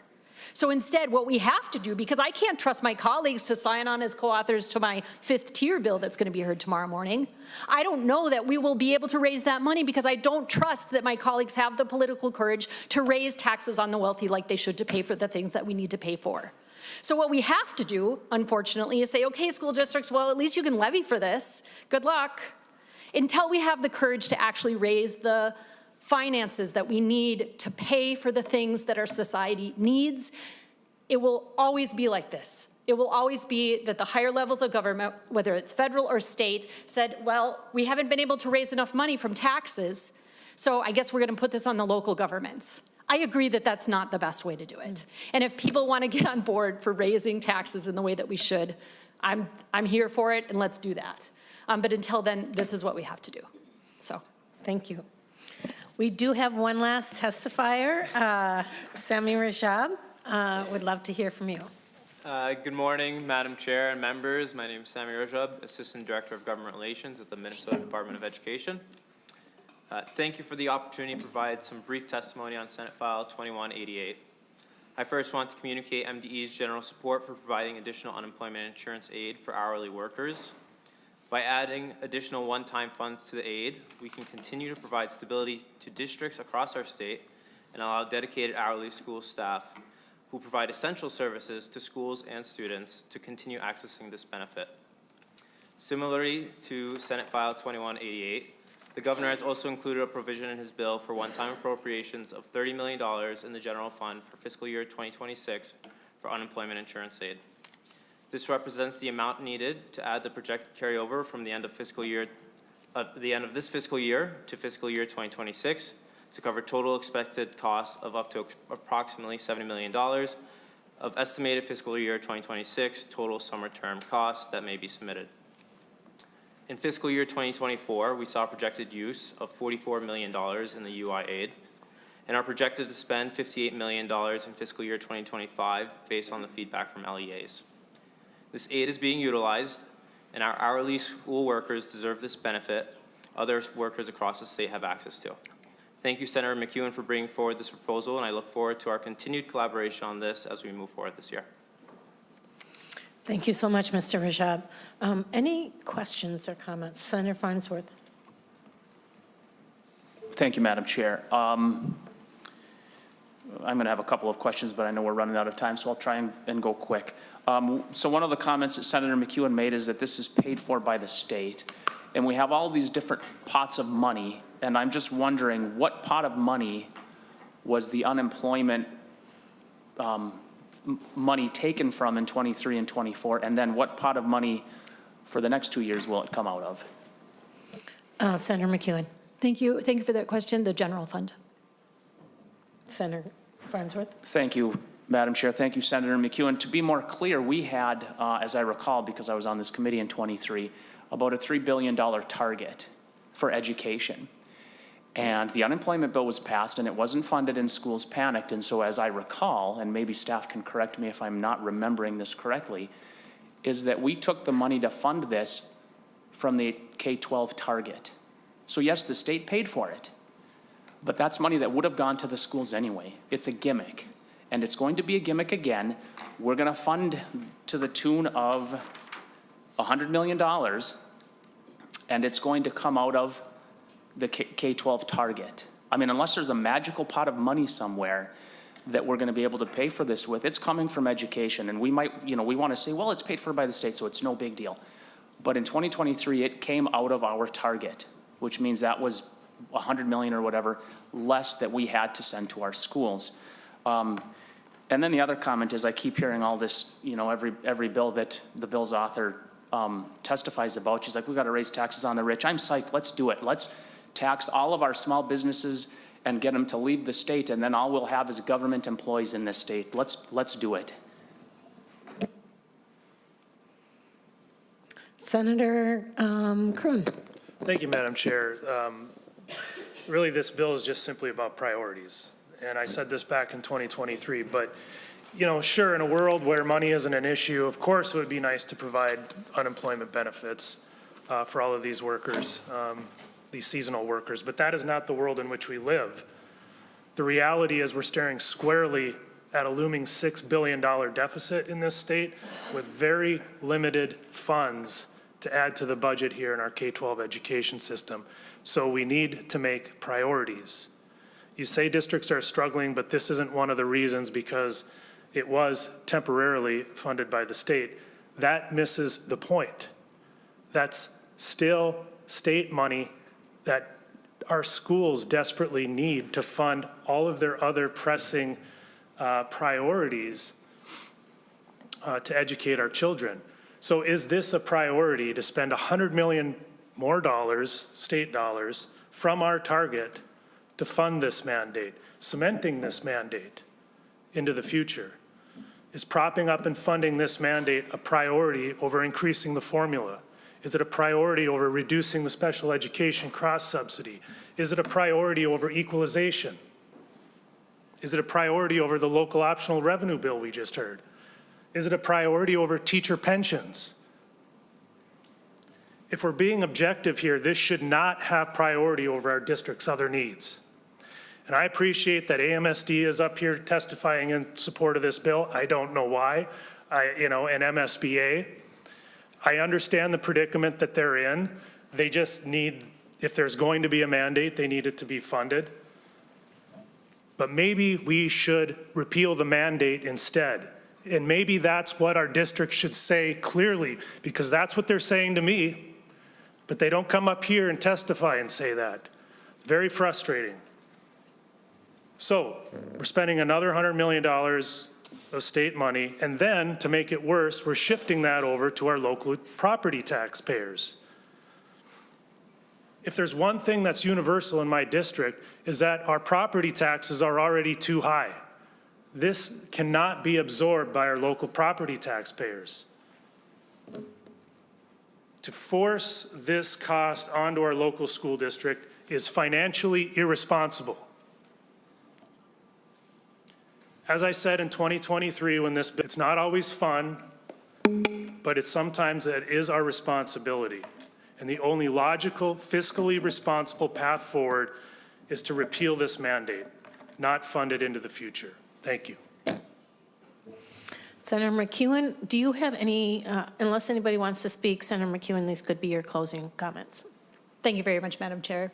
I just first want to say thank you very much, Madam Chair and members, for hearing this bill today. As I said, I'm very proud that we did this. I would say that I think what we heard in some of the discussion just now really is not realistic. And I'd like to think that it's not cruel, that it's just sort of a misunderstanding. But it is really important for people to understand that the top 1% of earners in Minnesota, the top 1%, own a third of the wealth in our state. It is not that we live in scarcity. It is not that we don't have enough money in one of the wealthiest states in the wealthiest nation to ever exist on the planet. We do. I agree that it is a problem to pass off the cost to our local districts, absolutely, but the problem isn't just the passing on. The problem is the lack of political courage to tax the ultra-wealthy at appropriate levels, period. That is the problem.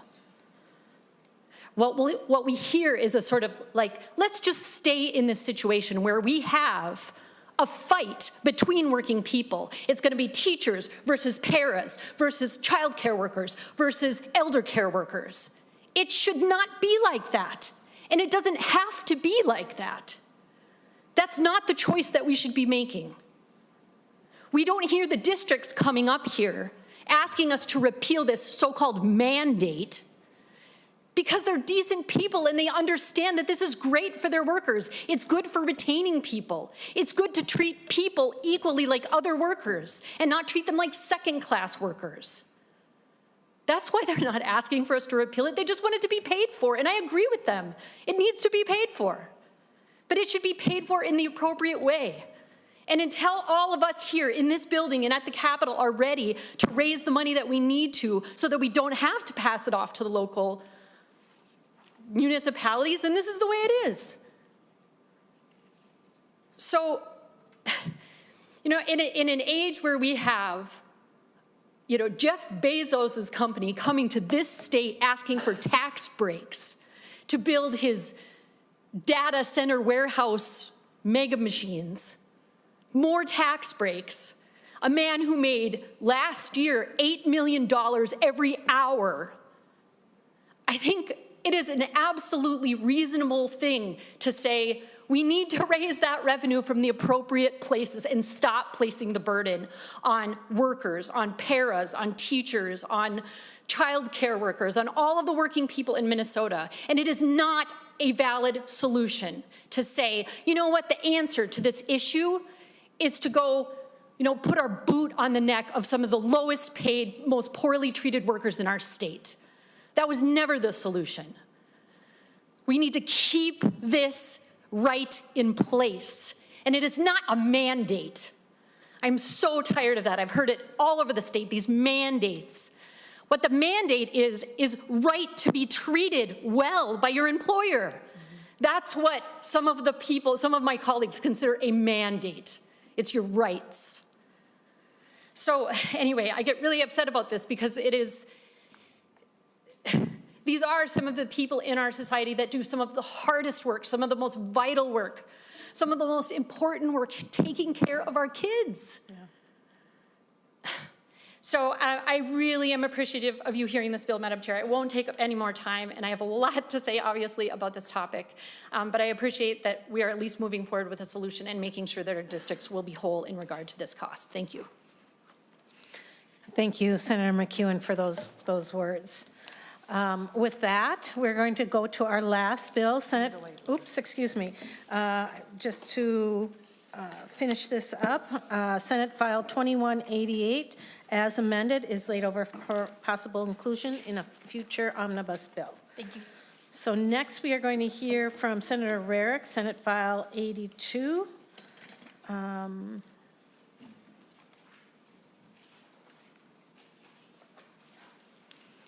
This is also going to be considered for being laid over for possible inclusion. And so Senator Rarick, when you are ready, would you like to speak to your bill? Thank you, Madam Chair. And so first I will move Senate File 82 for possible Yes, inclusion. please do. So moved. Thank you. Go ahead. Thank you, Madam Chair, members.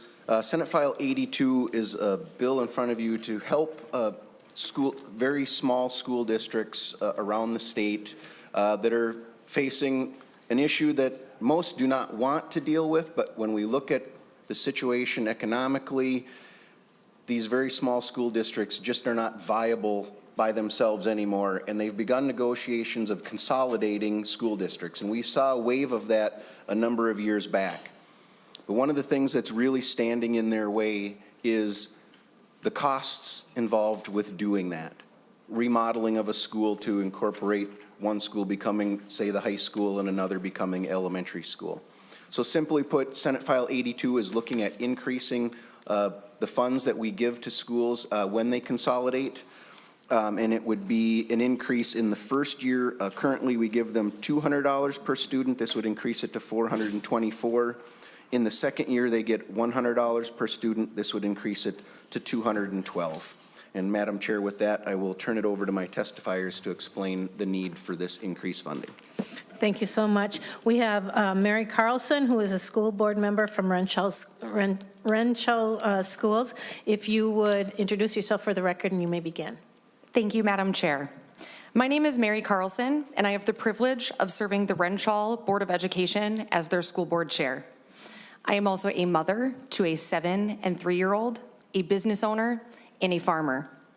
I am honored to be here today alongside of Carleton's board chair, Laura, and members of our board.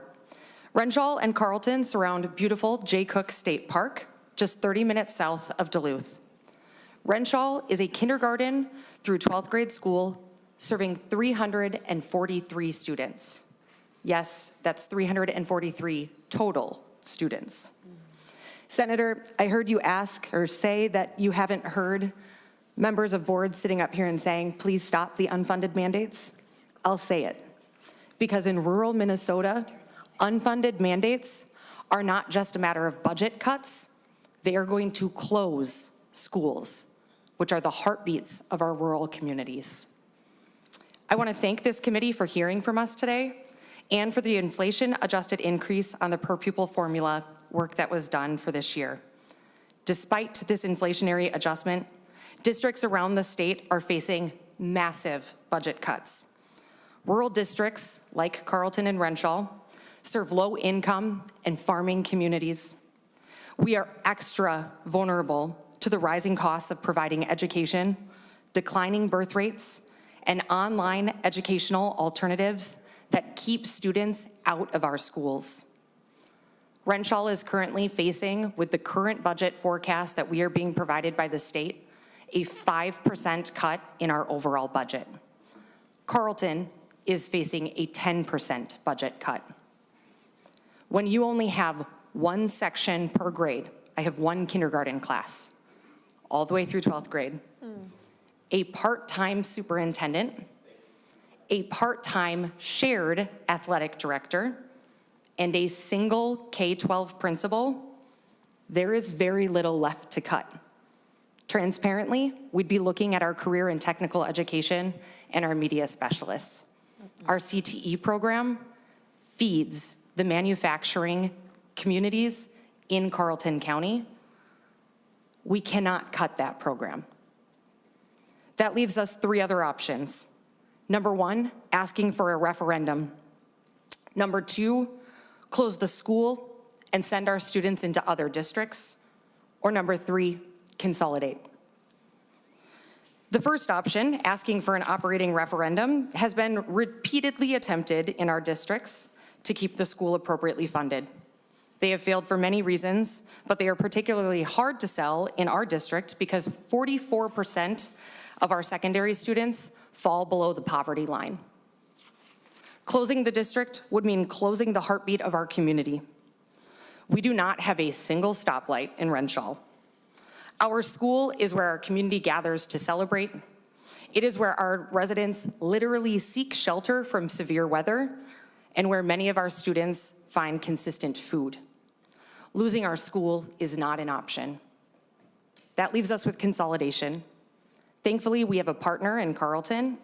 While our district would be small, serving only 600 students, it would allow for both of our communities to keep a school open in our community. Our students already play sports together, so it's time to get our districts aligned through consolidation. The issue is that consolidations are both expensive and very complicated. Carleton has a building that needs to be sold or demolished. Recent projects that have demolished buildings of similar size have cost over $600,000 just to take the building down. Renshaw has classrooms that will need to be transitioned from elementary to high school, and there will be additional staff time simply transitioning us from 3 buildings to 2. When we started thinking about consolidation, we started doing our research and discovered that consolidation aid has not been updated in the state of Minnesota since 1994. The U.S. Bureau of Labor and Statistics estimates that education costs have ballooned 333% since then. We aren't asking for that much. Senate File 82 asks that Minnesota statute update to be reflective of regular inflation at 212%. The aid would be raised from $200 to $424 per resident pupil unit in the first year of consolidation, and from $100 to $212 for the second year. Encouraging schools to consolidate is a great way for the state to ensure that education dollars are being spent primarily on our students by cutting administrative costs and eliminating old, rundown buildings. In Renshaw and Carleton, hopefully one day known as Jay Cook Schools, we will be able to cut administrative costs in half, and we will be able to eliminate a building. Please support Senate File 82, as doing so supports rural and small districts around the state that need to find a creative path forward for our students. Thank you. Thank you so much for sharing that with us, Ms. Carlson. Next, we have Laura Nilsson from the school board from Carleton Schools. Thank you, Madam Chair. Hard to compete with Mary. So I'm going to speak on behalf of Senate File 82 today. As Mary mentioned, my name is Laura Nielsen, and I serve as the Carleton Board Chair. I graduated in 2004 from Carleton. I've lived in the district my whole entire life. My 2 stepchildren attended and graduated. My 3 current little ones attend Carleton, and I have been an advocate of our community for many, many years. I'd like to speak on behalf of the opportunity to better Carleton and Renshaw communities.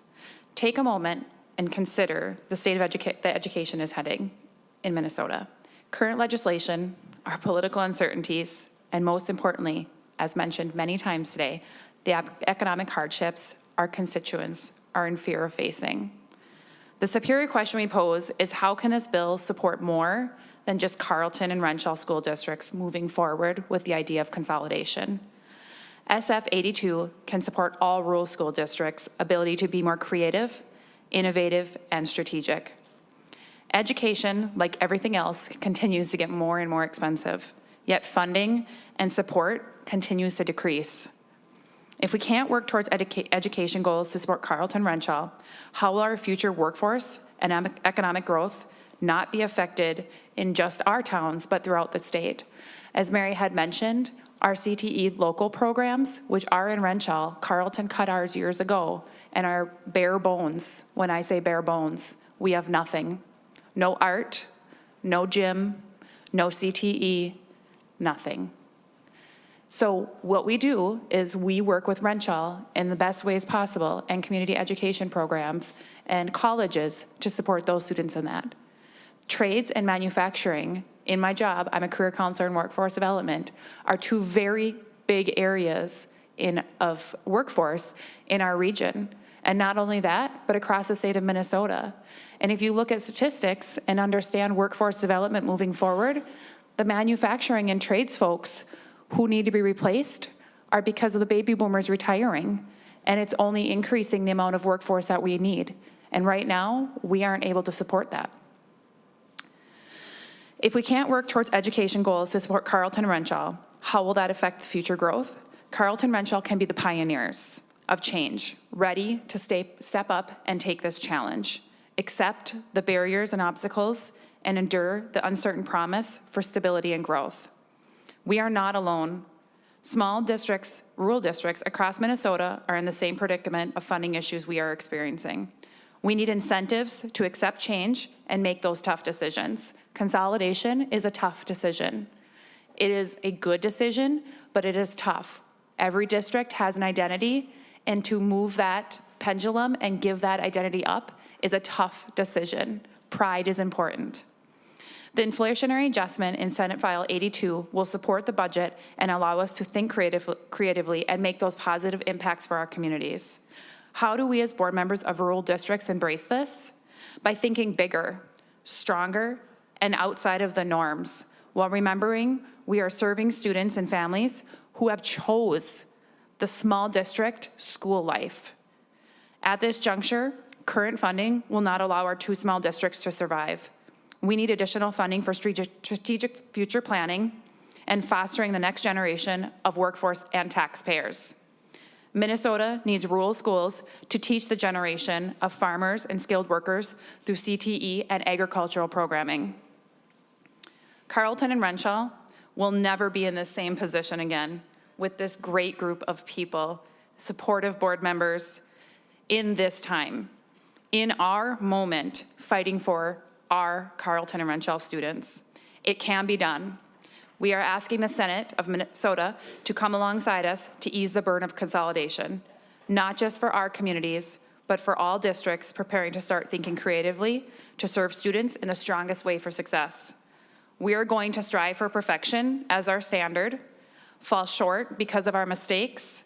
We are human, but succeed for every Carleton, Renshaw, and Minnesota student. But without changes to funding, we cannot take the leap of faith we need to succeed. Please join us on taking our students forward. Thank you both for joining us today and really laying this out very clearly. It's really tough to, as a former teacher, to hear about schools that are struggling to the point of closing. It's the last thing I want to do is to see schools close. Did you say that if with this consolidation, you would now be called J. Cook? We still need to present that to the boards for approval, but as we do surround Jay Cook School, State Park, it would make sense as long as it passed all the historical checks. That has been one of the ideas on the table. Wonderful. Members, we are out of time, but does anybody have a really burning question or comment? All right. Well, thank you for your patience this morning. You heard a lot. We heard a lot. And Senator Rarick, do you have any closing remarks for us? Thank you, Madam Chair. Just to reiterate, in my time in the legislature, serving in the Senate, these 2 school districts have been talking about that consolidation the entire time.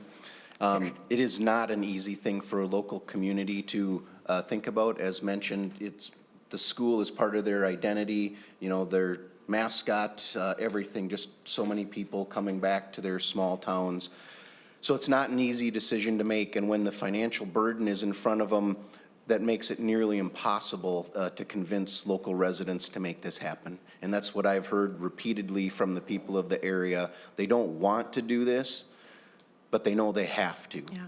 But they financially cannot make it. And I would love to see these 2 schools merge together and become one rather than disappearing and having, say, ESCO or Cloquet have to absorb it, because now students will be traveling so much longer on the buses, things like that. This is a way that we can help keep some of those small schools viable by consolidating and making things more efficient within their levels and areas. So thank you, Madam Chair. You bet. All right. So with that, Senate File 82 is laid over for possible inclusion in a future omnibus bill. Thank you both really very much for joining us here today. So there's no hearing tomorrow. Next week we'll meet on Tuesday and Wednesday, and we'll be hearing bills about libraries, American Indian Parent Advisory Committee, and more bills will be posted online by the end of the week. This meeting is adjourned.